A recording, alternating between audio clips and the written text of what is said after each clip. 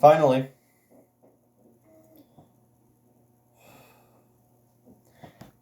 I gotta get this over with quick. How's it going, guys? It is MWT.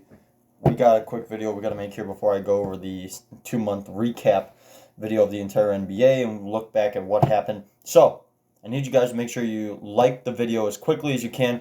Smash it right now. 3, 2, 1. Okay, you're done with that. Make sure you subscribe to the channel with post notifications turned on. I'll give you a little bit more time. 4, 3, 2, 1. Did you do that? You did your homework for the week. Merry Christmas. Merry Christmas. We got some videos to go over, some NBA recaps. Let's get right into it, actually, because we need to get this over with quickly. Cleveland defeated the Atlanta Hawks. 121-118, the final score here. In regulation, the Cleveland Cavaliers had a 42-point to 32-point first quarter. Atlanta's main scorer was Trae Young again. 30 points, 6 rebounds, 11 assists, 4 steals, but 5 turnovers. Cleveland's main scorer was Colin Sexton. 25 points, 6 rebounds, 3 assists, and 1 steal. Matchup-wise, the Cavs, they trailed by 4 points going into like a minute left in the third, and then they tied the game. And then they went up by 14 points, like 4 minutes left in the fourth quarter. Now, guess what? They almost blew that lead, let the Hawks come within 3, but they smooth sailed and won the game. So, okay, great job for you guys. Now, Philadelphia defeated the Detroit Pistons. We all saw this coming because Detroit's supposed to be tanking right now. I don't know why they're not. 125-109, the final score here in regulation. Box score, Philadelphia's main score was Tobias Harris again. 35 points, 7 rebounds, 3 assists, 2 steals. Detroit's main score was off the bench, actually. Andre Drummond played off the bench. He had 27 points, 9 rebounds, 3 assists, 1 steal. In 32 minutes, he played more than Thon Maker did. Now, matchup-wise, the Detroit Pistons were up by 2 points. That was in the first quarter. After that, they never led other than a couple times in the second quarter. It got to the point where the 76ers were up by 22 points in the fourth quarter towards the end of the game. Philadelphia wins by 16. Now, come on. We got some scores to go over, computer. This computer's slow, I swear. Now, the next game, overtime win for the Indiana Pacers over to the Toronto Raptors and that flopping fish known as Kyle Lowry. 120-115, the final score. Pacers win in overtime, 13-8. They win the overtime. And Toronto's main scorer, of course, the flopping fish, Kyle Lowry with 30 points, 6 rebounds, 9 assists, 1 steal, but he had 5 turnovers. And for Indiana, tied between 2 different players. TJ Warren had 24 points, 8 rebounds, 6 assists, and 2 blocks. And Miles Turner had 24 points, 7 rebounds, 1 assist, but 3 blocks. So in this case, I would give it to TJ Warren, who had the better game. Now, matchup-wise, the Pacers were up by 15 points in the second quarter. They let the Raptors come back and go up by 5 points in the fourth quarter twice. But the Pacers tied the game. And they went up, and then the Raptors tied the game, and then they won overtime, winning by 5 points in overtime. So, yeah, that's pretty much that game. That game was actually really good. I actually did watch that game. That was really great. Washington defeating the New York Knicks, 121-115. The New York Knicks still making other teams look relevant other than themselves. 121-115, the final score. Washington's main scorer was Bradley Beal. 30 points, 4 rebounds, 3 assists, 2 steals, 2 blocks. New York's main scorer was Julius Randle. He actually had a big game. 35 points, 5 rebounds, 2 assists, 2 steals, and 1 block. Matchup-wise, the Knicks were up by 13 points twice in the first quarter, and they blew that. And by the end of the game, the Wizards were up by 17 points with 5 minutes left. And then the Knicks mounted a comeback, but the Wizards held on to win by 6. Knicks trying to look relevant when they really can't be. The next game, Magic defeating the Chicago Bulls. Now, the Magic had to lose this game in order for my Bulls to make the 8th seed. Now my Bulls are well out. Yep, they are 2 games behind. They got some work to do if they want to make it back to the postseason. 103-95, the final score. Chicago's main scorer, Zach LaVine, 26 points, 8 rebounds, 2 assists, 1 steal, 1 block, but 5 turnovers. All they had to do was just, hopefully have a great game from Lowry and Wendell Carter Jr., and you win the game. But Orlando's main scorer, Nikola Vucevic, for the starters. But off the bench, Terrence Ross, 26 points, 4 rebounds, and 1 steal.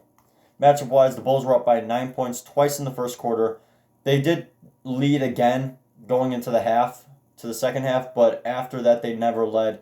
We're losing by 8 points, and they lost the game by 8 points. Largest lead for Orlando. Thought we had a shot. Now, Miami defeated the Utah Jazz. Miami's looking formidable every single day, and it's scary. 107-104, the final score here in regulation. The main scorer for Utah this time was Joe Ingles. 27 points, 4 rebounds, 2 assists, 1 steal. And for Miami, it was Jimmy Butler again. Bucket man, 20 points, 8 rebounds, 2 assists, 2 steals. Matchup-wise, the Jazz were up by 7 points going into the fourth quarter. And then, the Heat blew that open. They went up by 10 points. They came back, sorry. They went up by 10 points, and they won the game by 3 because they let the Jazz somehow, come back and still have a shot to win the game. But, yeah, that happened. Now, let me talk about the big scoring game. The Spurs beat the Grizzlies 145-115. Wow.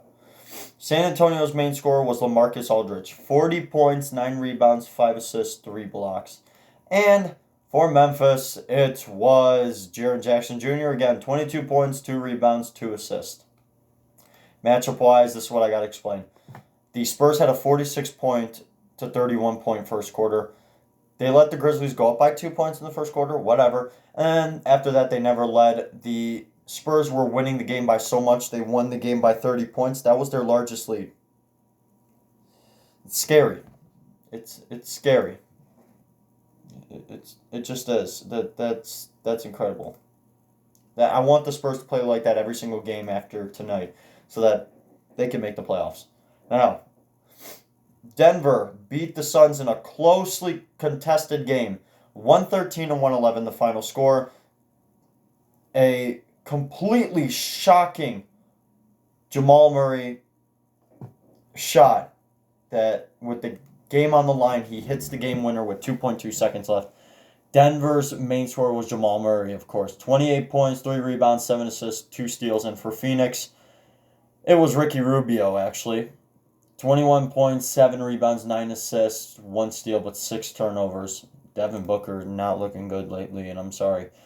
Now, the Nuggets were up by 16 points in the second quarter twice. They blew that and let the Suns go up by 9 points in the fourth quarter, which the Suns blew.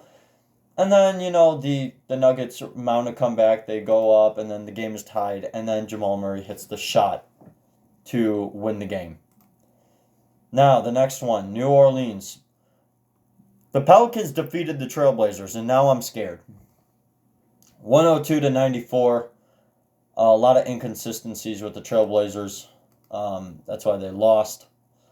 New Orleans' main scorer was Drew Holiday this time. 21 points, 6 rebounds, 5 assists, 1 steal. A nice little holiday for the Pelicans. Portland, their main scorer was actually Carmelo Anthony. Yep, Carmelo Anthony. 23 points, 9 rebounds, 2 assists, 1 steal. Matchup-wise, they both were up by 10 points. Now, the Trailblazers were up by 10 points in the second quarter. And then they blew that and let the Pelicans go up by 10 points in the fourth quarter. And the Pelicans didn't blow that, though. So they win the game by 8 points. Pelicans win. 2 more games, I promise. Houston beating the Sacramento Kings. 113-104, the final score. Incredible. Yeah, you beat the Kings.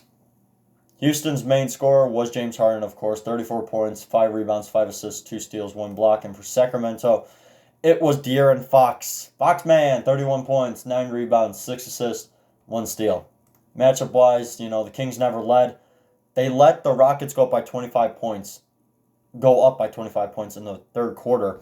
But, the Kings tried to mount a comeback, but they lost by 9. So that definitely happened. And the last game. Golden State, shocking the Minnesota Timberwolves. They shocked the Minnesota Timberwolves. 113-104 the final score. Wow. Wow is right. Because Minnesota's main scorer was Andrew Wiggins. 22 points, 7 rebounds, 2 assists, 1 block, but 5 turnovers. The rest of the team played absolutely bad. Josh Okogie, 2 points. They were just both free throws. 0 for 7. Jarrett Culver, 0 points, 0 for 2. That Minnesota Timberwolves game was bad. Golden State's main scorer. They made D'Angelo Russell and Alec Burks look good. D'Angelo Russell was the main scorer for the Warriors. 30 points, 4 rebounds, 4 assists. And matchup-wise, the Timberwolves were up by 4 points in the second quarter.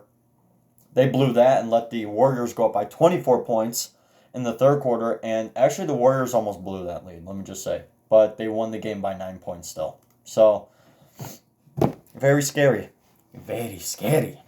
Now, that will do for all these NBA recaps so far because there are no games on Christmas Eve. There will be 5 games tomorrow, which I will watch all of them. I could post my reaction to every single one of them, but we'll see what happens. Make sure you like the video and subscribe to the channel with post notifications turned on. I will do an entire 2-month recap of the NBA to see where we are at now.